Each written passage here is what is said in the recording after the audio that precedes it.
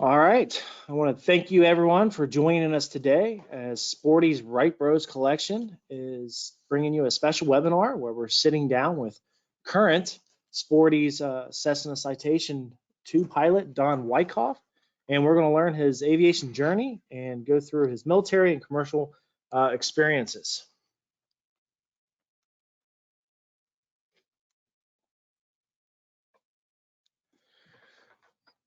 All right, before we get started, I just want to introduce myself. My name is Brandon Thompson, and I've been here at Sporty's for over 20 years. You can visit us at right-bros.com or on social media at Right Bros Collection. Wright Brothers is slightly different than our pilot shop. We offer you all the goodies that kind of make you love aviation outside the cockpit. We're home to the model yard. We're hundreds of aviation models, everything from the Wright Flyer to modern day jets.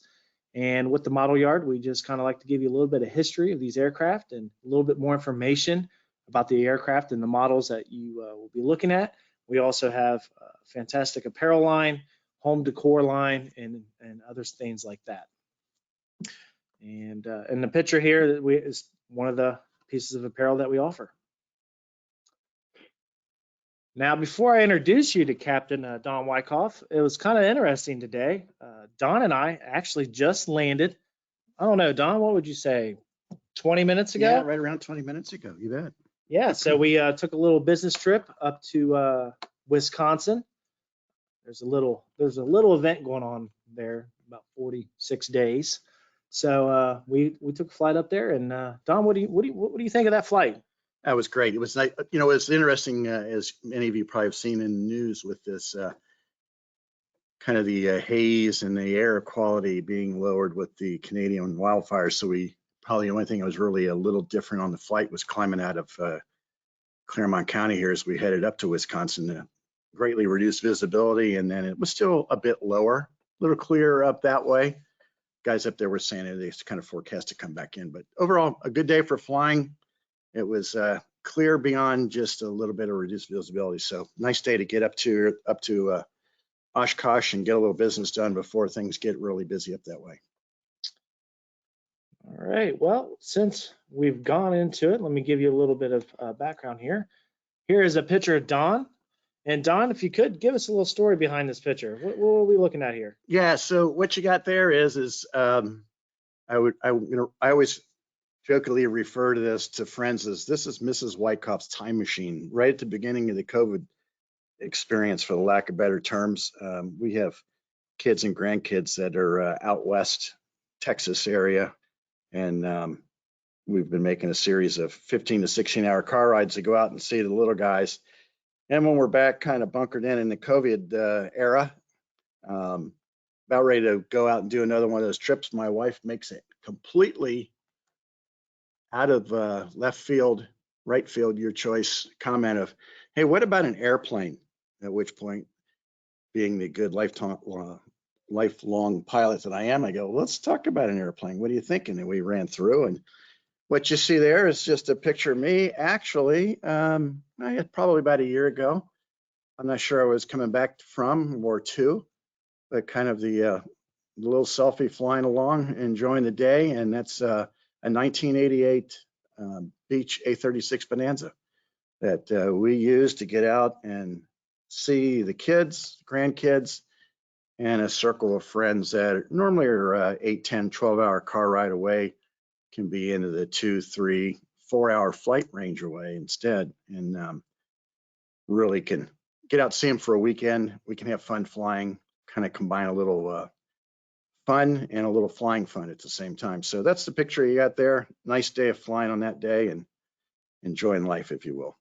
Yeah, I was going to say, I personally am not a pilot, but just looking at the clouds there off in the background, and honestly, for a passenger, those are kind of my favorite clouds when we do go flying. Yeah, they're nice. They're generally not very turbulent, and nice day. I remember that day was pretty nice. All right, Don, so I want you to go here, right here, through the people of the audience here, the ratings that you hold. So starting top to bottom as an airline transport pilot, as Brandon did mention, I'm sure we'll get to it. I spent 34 years as an airline pilot, and the commercial instrument. The commercial is really a single engine. The ATP would include all that, and an instrument rating Flight engineer is back in the day when there were airplanes like 727s being flown around, L1011s, that actually required a flight engineer on board. And it was pretty common at the airlines that you were hired in, even though you were a pilot, as a flight engineer. And you would do that I did it for a little over a year. Some folks, if there was not much movement at the airline at the time, might have done it for 6, 7, 8 years. And I was a flight engineer on the 727 and the L1011. And then the last one was the flight instructor. One of the things I did do when we bought our Bonanza was I was a flight instructor in the military, and I converted through a process the FAA has, my instructor ratings and such from the military over to the civilian.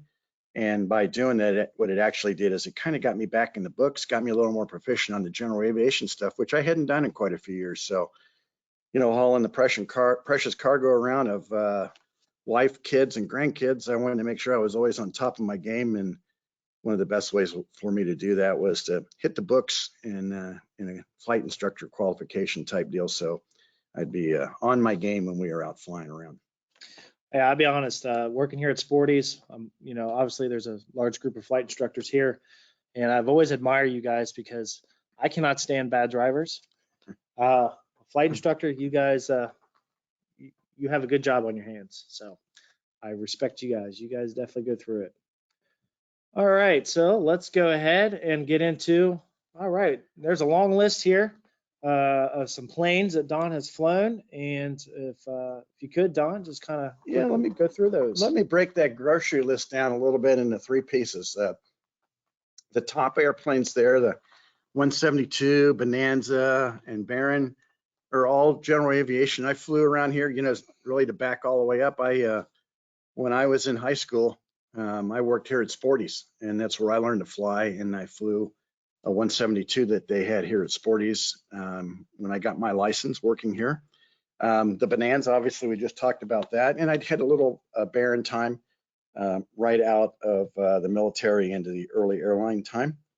The Citation we just talked about, that's what we flew up and kind of found, kind of married up there in the fact that, the principal boss here at Sporty's, Michael Wolf, and I, we grew up together as high schoolers at Sporty's, working and packing things up. And we've stayed connected over the years. And I wound up getting the Citation gig here, flying 3 times a month with Michael when he was short a pilot and I was retiring from the airlines. And, every now and again, the moons align and a good deal occurs for everybody. And I'm having a blast with it in retirement here. The next 3 are military airplanes. The Cessna T-37, at the time I went through pilot training, the era that I did was the primary flight trainer, the one that you flew and kind of determined, how things were starting to lay out for you at pilot training, but everybody did the same scenario, same syllabus. And then once you were done with that, then you moved on to the T-38, and which is a supersonic trainer. Blast to fly. And then I've also was fortunate enough to fly the F-16 as well. The last batch is all in the airline business. So Boeing 727, 737, 757, and a couple of variants of the 767. I was a flight engineer on the L1011 TriStar, as well as the 727, and then flew many, many years on the McDonnell Douglas MD-88 series airplanes. Now, I don't know about any of you guys out there, if any of you listening in right now is a pilot, or any future listeners if you're a pilot, but just looking at that list of aircraft, that's pretty impressive. I mean, in the range of planes, I mean, from a Bonanza to an F-16 to even the MD-80. I mean, that's pretty impressive. All right, so before we get started here, I had compiled a list of questions for Don that I wanted to ask him. And I figured some of these questions might be a little tough, might be a little soft, who knows? But I come together with some questions I figured even people who don't fly and people who currently do fly would like to know. And also, if any of you out there are thinking about ever learning how to fly, hopefully some of Don's questions here can encourage you guys to get that going. And they can throw some in as well, is that right? Or? Yes, and you guys can throw in some questions. We'll be checking the chat line. periodically through this webinar, and hopefully we can get to any of your questions if you guys have any. So question number 1, Don, what made you want to learn how to fly, and how did you get started? Well, I grew up as a little tyke in general aviation. My dad flew in general aviation only, and he owned an airplane with a couple other guys in the middle 60s.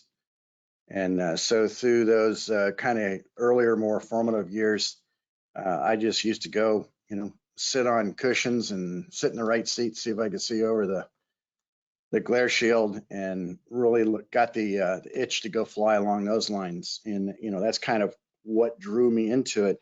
How did I get started? As I was talking about with the 172, when I was in high school, and as is today, a lot of guys and gals will work up here part-time, and I was one of those as a high schooler, and at the same time had the opportunity to pursue my pilot's license, and I jumped on that at the immediate as fast as I could. I got my private pilot's license the day after Thanksgiving in 1974. So now I've really aged. I've dated myself pretty good. And I'll just save you guys some simple math. I'm just about ready to turn 66. So you don't have to get your pencil and paper out and figure that one anymore. But that's when I started. I started really taking lessons probably maybe 8 or 9 months before that. As we entered into 1974, passed my written, which was kind of a precursor to get started, and then just started flying. And I guess it's safe to say never stopped. Yeah, there you guys go. All right, so out of all the planes you've flown, give us your top 3 and why. Well, I've always enjoyed, and in some cases had a love affair out of every airplane, but I'll tell you what number 1 is, and it does sit miles above, and I think you would expect it, but it's the F-16. Oh, yeah. It's it's a unique opportunity to get to go do it. I got to do it for a long time, and a lot of unique places and opportunities and things that we did with the airplane. So, I'm just going to set that one aside. After that, I do kind of have to break it up. So I want to go here and talk about the second layer of airplanes in each of those 3 tranches. I'm going to give you my next favorite. So, obviously it's going to be my Bonanza for my general aviation. I really love flying that airplane. It's just a great traveling machine. It's very enjoyable to fly. If you ever get a chance to either fly or ride in one, I highly recommend it. It's just a very comfortable, solid airplane, and it's a privilege to own one. When it comes to airliners, I flew the MD-88 for a long, long time, but I will tell you that I believe that my favorite purely to fly airliner is the 757. They have not made another airplane that has performance like that one. May not be everything everybody wants from the cockpit back for comfort, but it is a real performer up at the front end, up at the business end, and it's really spectacular. I flew the T-38 in the military for a long time. Right after I got my wings, we were really entering the Reagan years, as I call them, where the military is really being built up, and a lot of movement, building the military up. Great opportunity to grow. And because of that, the pilot production was huge, and a large number of us in our pilot training class were brought back to be T-38 instructors right after we got our wings. But I really did like flying the T-38. It's a heck of an airplane, and it's a lot of fun to fly. And a lot of times I think you learn a lot about flying yourself instructing, and I had the opportunity to instruct for a couple, 3 years, and I enjoyed it overall. Well, Don, before we go into our third question here, looks like we do have a question. Great. And the asker is asking, license into an FAA certificate. Didn't know if maybe that would ring a bell with you. Let me read that again here, just so I can make sure I just says license into. You know what I bet you're thinking of. Maybe this is it. Shoot back on this thing if we're not getting it right. So it might be along the lines of we have a load of ratings, if you will, or qualifications in the military. Mm-hmm. And there's a process with the FAA to have a military competency where you can go take a test, things along those lines, and essentially get your license or certificate. with the FAA and equivalent. That may be what is thought of here. Okay. So when I did that coming up 3 years ago, when I got my Bonanza 2.5 years ago, had to do a written exam, and then my other qualifications carried over. So I'm not sure if that's it. And other than that, if it's anything else, there's kind of your basic license, and then I'm not sure if that's it. I hope you write back and see if I got that one wrong. All right. And see. So we have. All right, we'll circle back to that. We'll get into some of our other questions here, and then. All right, now this one, based on how you answered. Well, before we go into this question, real quick, made me think of something when you said F-16 was above and beyond, and then you have a Bonanza. It'd be interesting to know how many former fighter pilots have their own planes and what kind. I think that's kind of interesting. I think it would surprise you because there's a lot of misconception out there that someone who literally may not have done any kind of flying before they went in the military and then went in and served, flew different airplanes, whether it's the F-16 or not, got out and then maybe got on the airlines, maybe not, and then decide to get their own airplane. That for some folks, that's a little bit of a disconnect. And is there great numbers of it? I really don't know what the numbers are. I mean, it would be very anecdotal overall, but I think that by and large,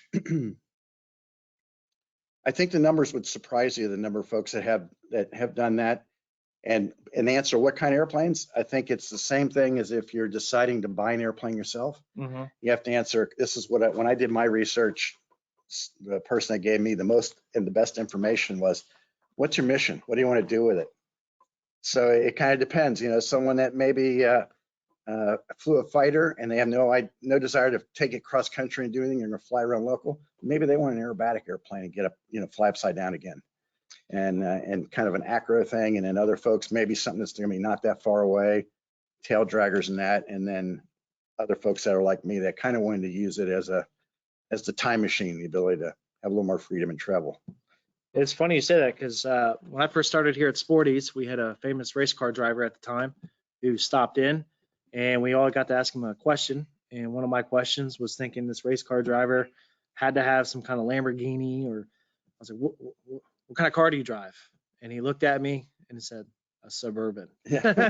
So you never know. You just never know. Guys and gals that do this for a long time, they may not necessarily do. Maybe they'll get back into some airplane flying when they retire. I think it happens a little more.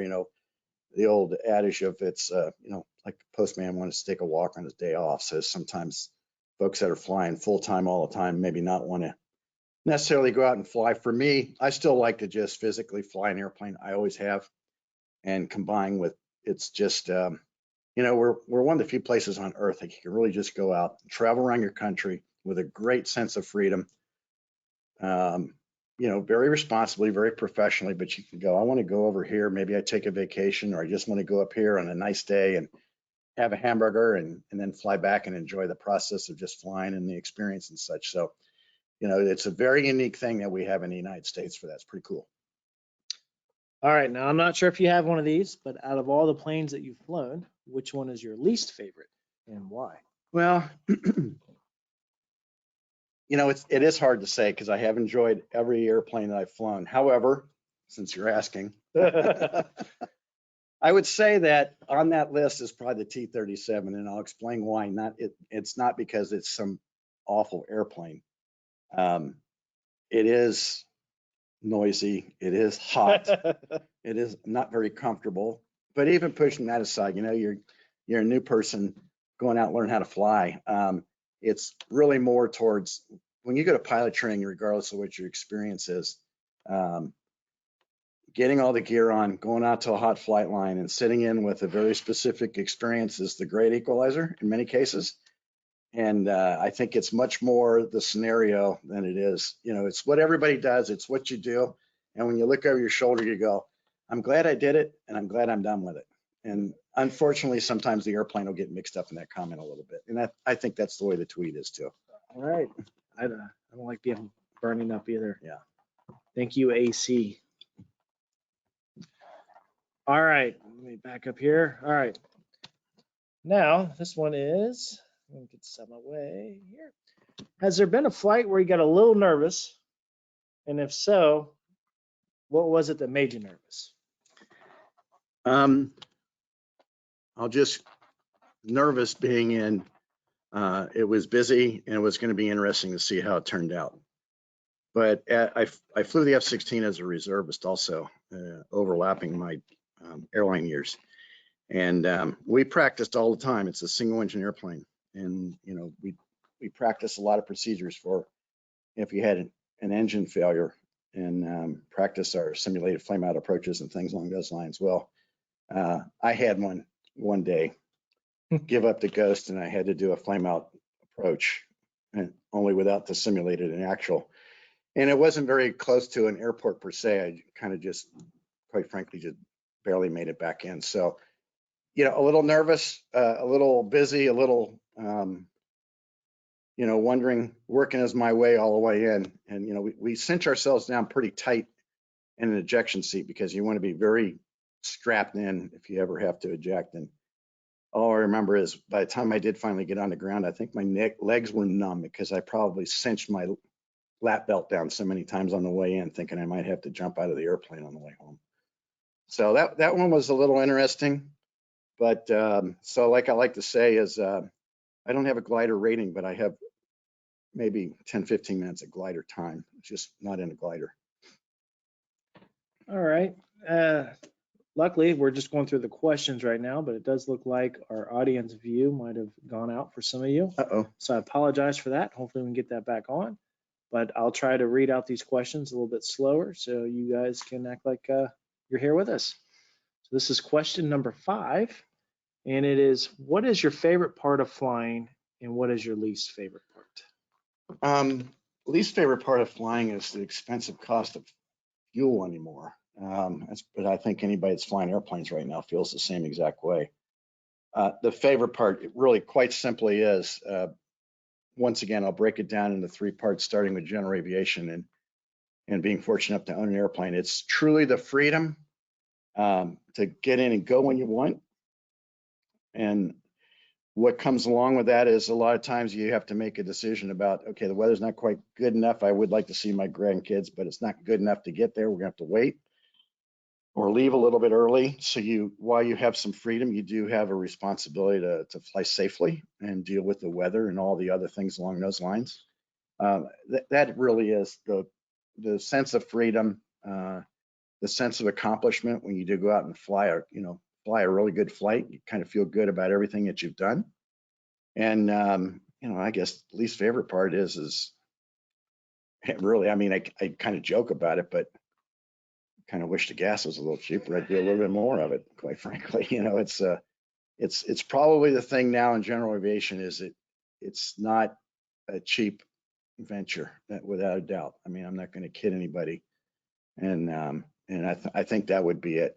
You know, it depending on what you plan on doing with your airplane, if you want to get your instrument rating so you can have a little more flexibility dealing with some weather and getting in and out of places and that.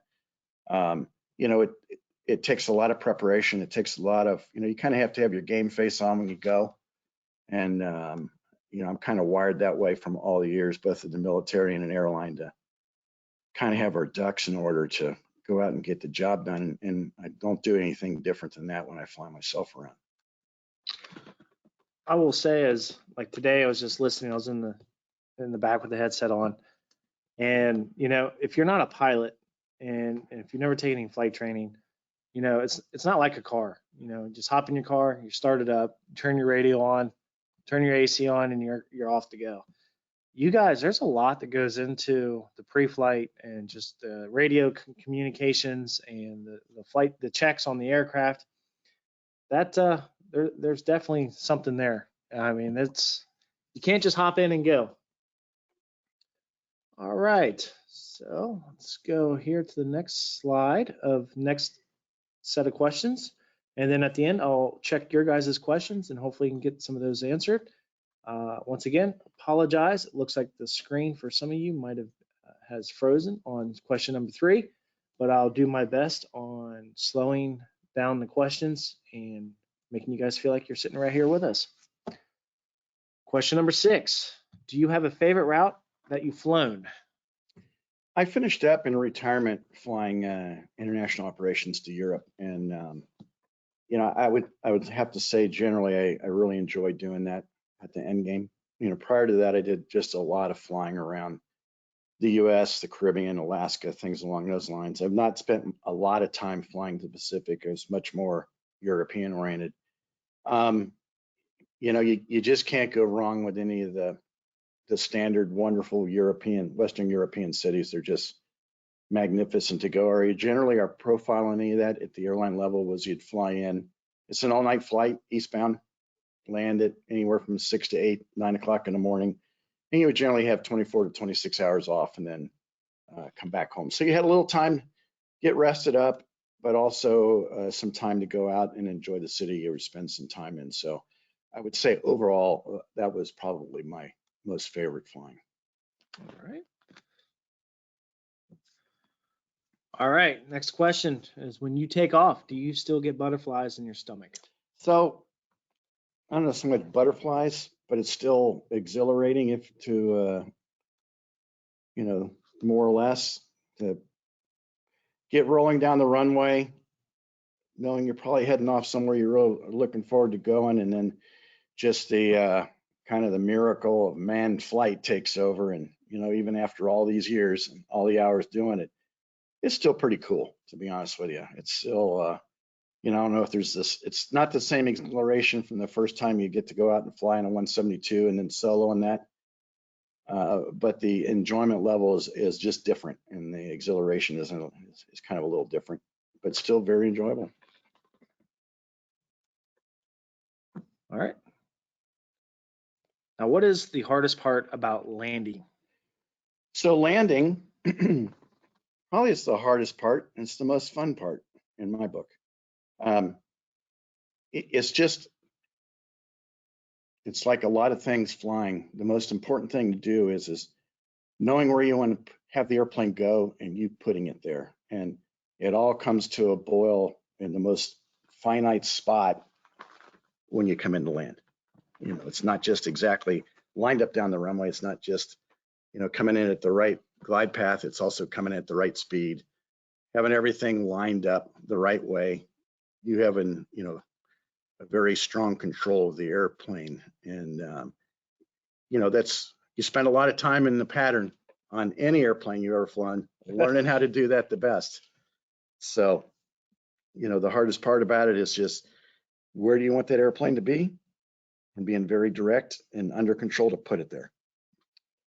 I'll be honest, probably one of the main reasons why I never learned how to fly was when I was a kid, there was a Nintendo game system before all this fancy stuff that's out there now.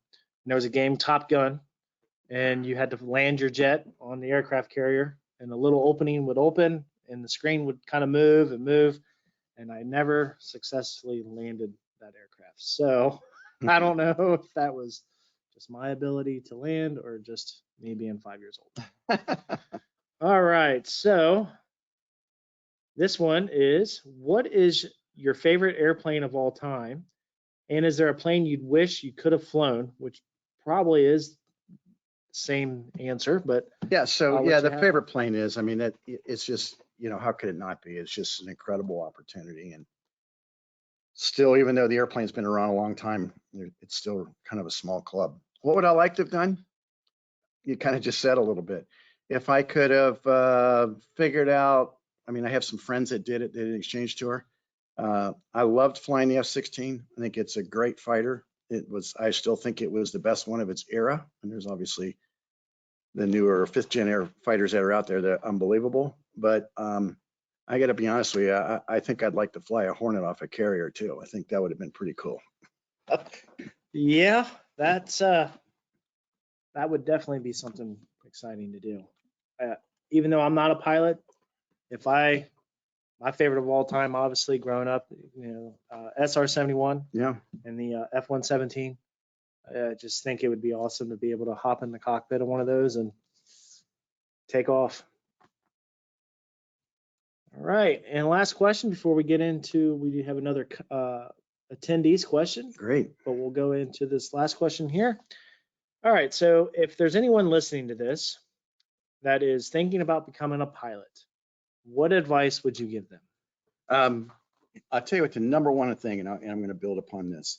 If you really think you'd like to go do it, dive in the deep end and go do it. And even if it means, if you're wondering what it's like, could you go, I think it'd be kind of neat to do it.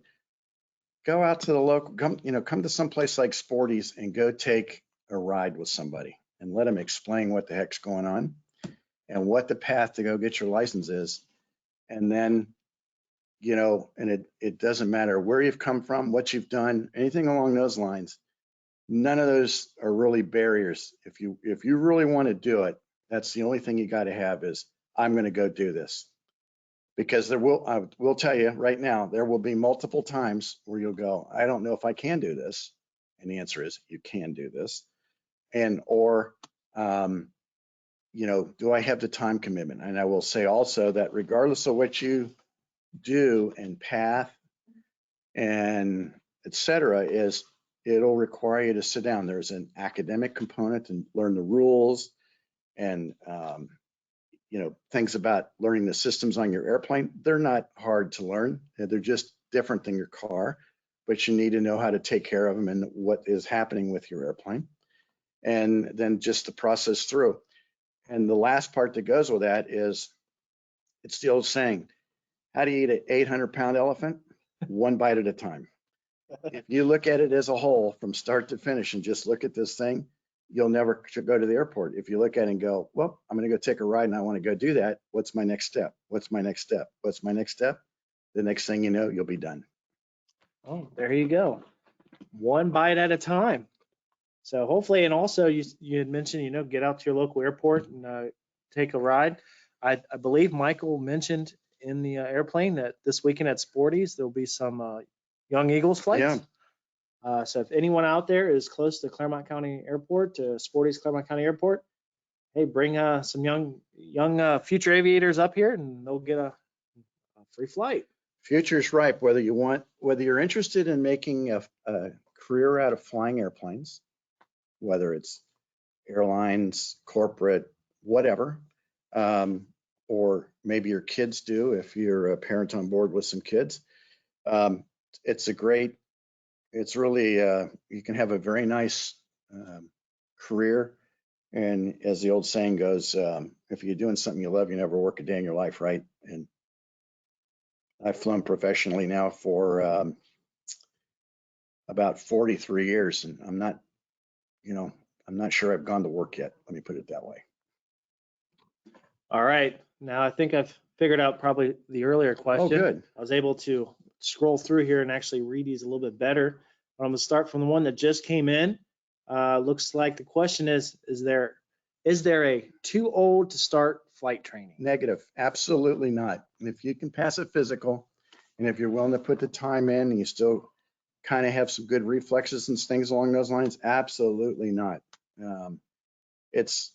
You come down, when you do go to a flight school, you're going to see a lot of young people learning how to do it.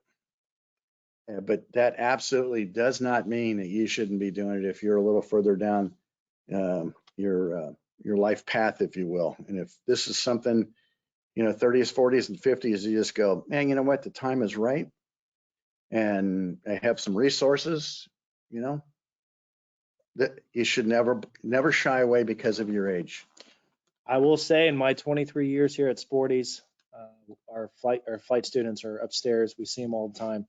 And it is nice to always see a lot of older folk to just kind of like live out their dreams and achieve that thing and just absolutely. All right, next question. How have you been enjoying retirement? Oh man, you know what? Anytime anybody asks me that, says we're saving up for. So when I say that, I also will tell you that the 34 years I had flying at the airlines, I really enjoyed, and it went by quick. I didn't realize it until I walked off the airplane for the last time and go, wow, that went pretty quick. I am enjoying it. What makes it really even more, makes it easier to enjoy is flying around here with the guys at Sporty's on the Citation, flying around and seeing grandkids in the Bonanza. And we're fortunate enough that we were able to kind of set ourselves up over the years to do that. So it's been nice. It's been very enjoyable. And I kind of feel like maybe I hit the sweet spot. I really enjoyed what I did. And I got there to where it was time for me to quit because of my age. And at the same time, I'm going to be brutally honest, I don't miss packing a suitcase quite as much as I used to pack it. Now, for being in retirement, Don did just take a flight today, and it was a beautiful day. So, Yeah. So it looks like that first question, there was a two-part to that. Mhm. Looks like we have a European pilot here. Oh, cool. So their question is, any word on how to transfer a European CPL IR/multi-engine license into an FAA system? So converting an EASA license to the US. So an EASA commercial pilot with an instrument, sounds like, if I remember all my nomenclature, and I hope I get it right for you. So there is a process to be able to do that. I know some European friends that have done it, both in this direction. I know some US pilots that have converted their license over to EASA standards, and also in Australia. I have a very good friend of mine that did that. There is a process to do that. And I don't know the details, only and quite frankly, because I just haven't done it or have taken the time to research it. I do know that there is a process to do that. Maybe on the FAA.gov website might be a place to get started. Okay.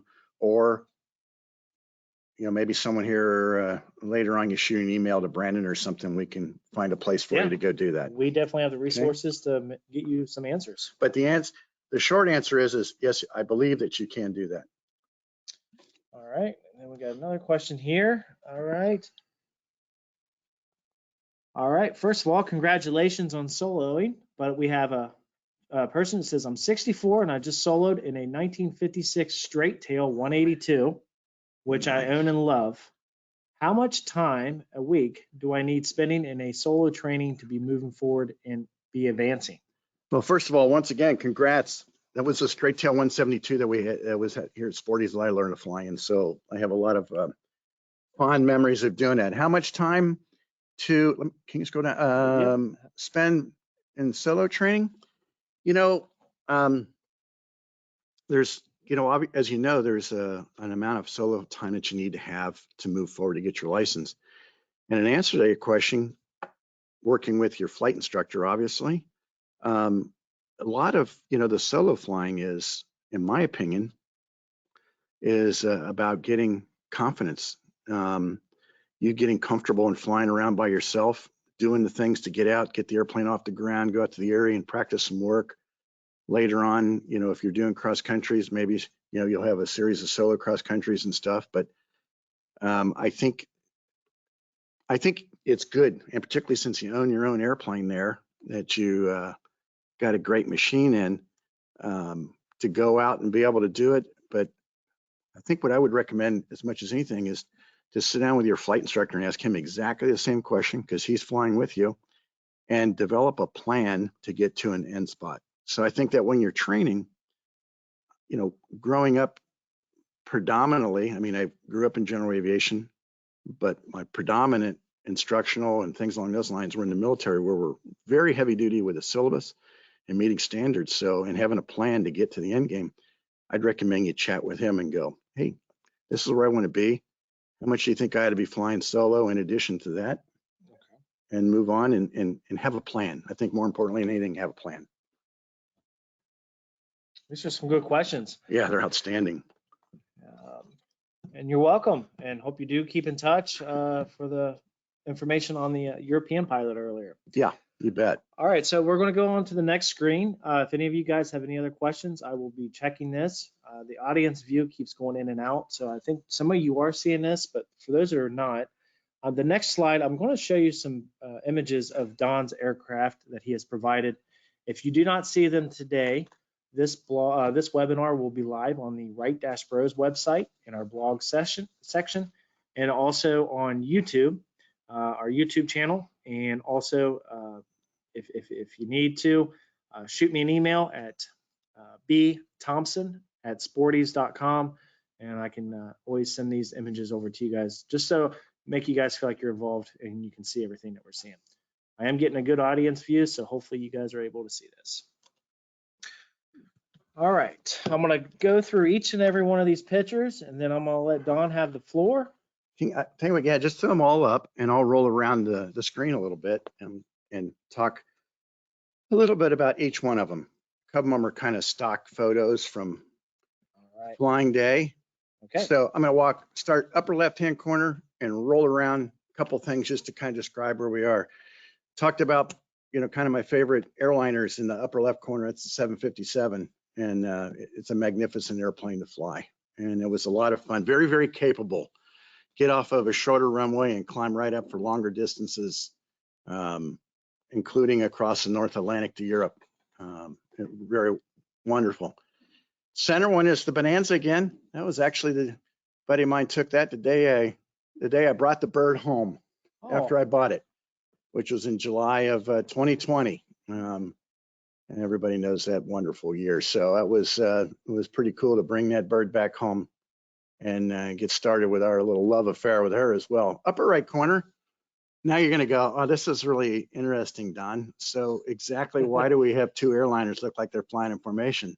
Well, this picture was taken over the North Atlantic on the way back from Dublin to Atlanta. And when we're in the North Atlantic, what they call the North Atlantic tracks system, which is every night, there'll be a series of these tracks that you'll be assigned to fly and given a clearance on.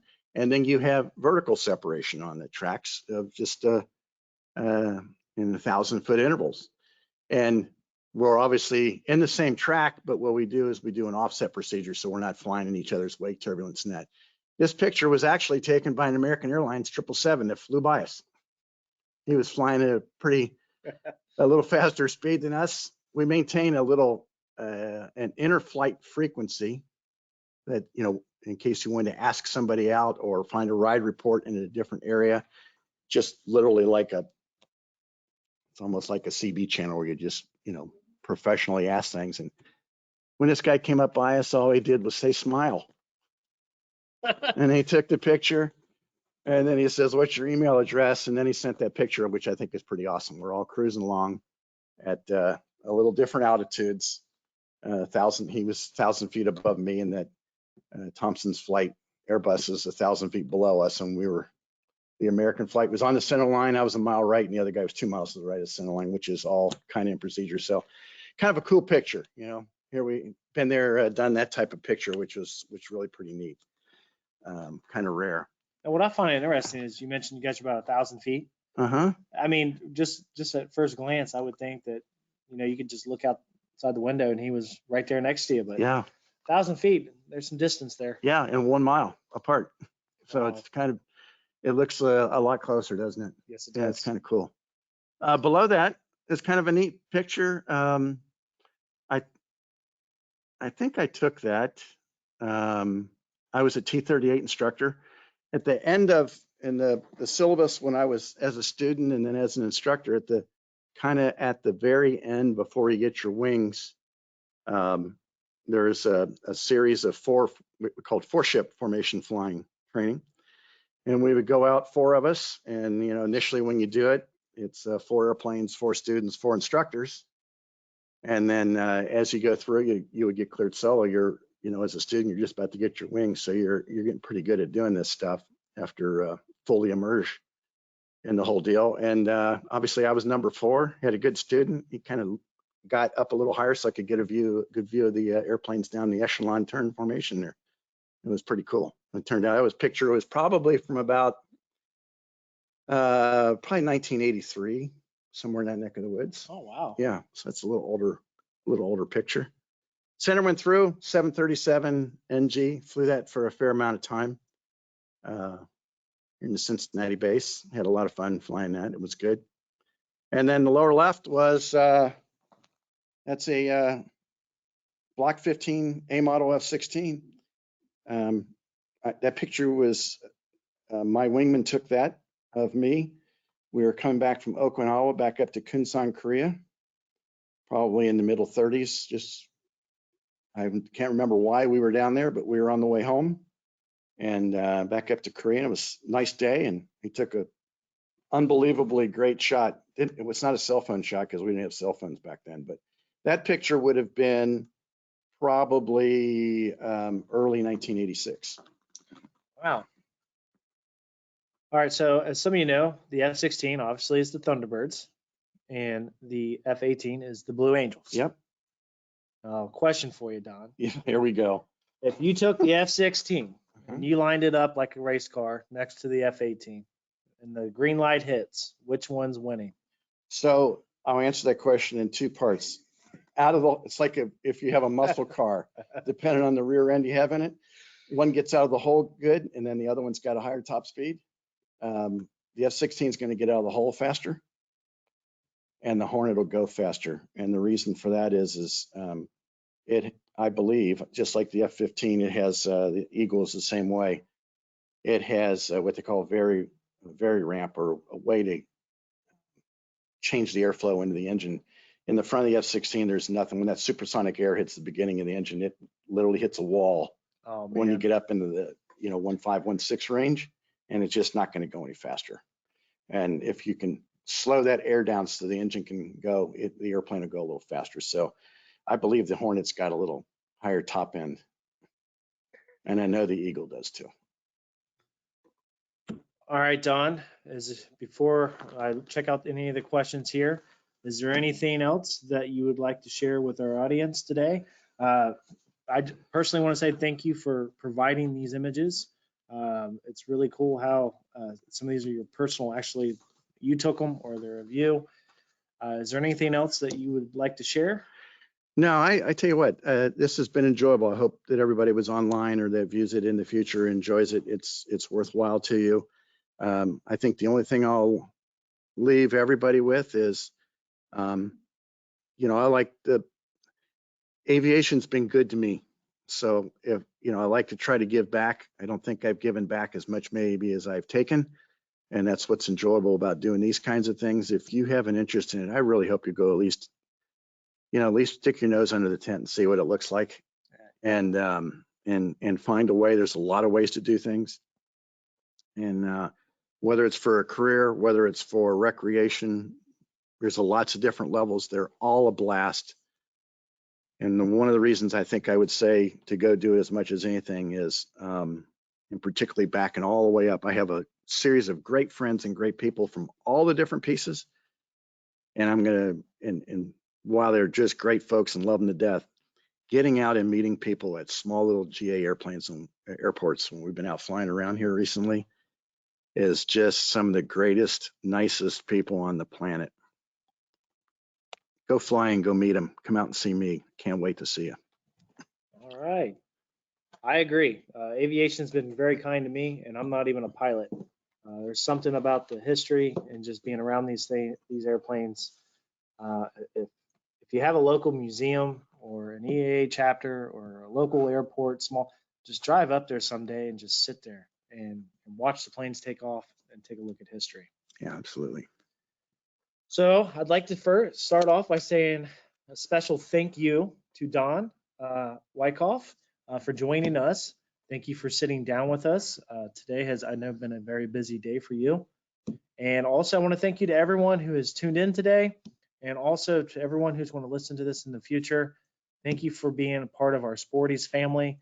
Thank you for being part of the aviation family. And if it wasn't for you guys, we would not be able to do this. So personally, sincerely, thank you. And thank you, everyone. Looks like we do not, we might have, there we go. We got a customer saying great spirit for all present and future aviators. Thank you. Thanks for the kind comment. I appreciate it. All right. Well, thank you. And hopefully you guys join us for our next Sporty's Wright Brothers webinar. Have a good day.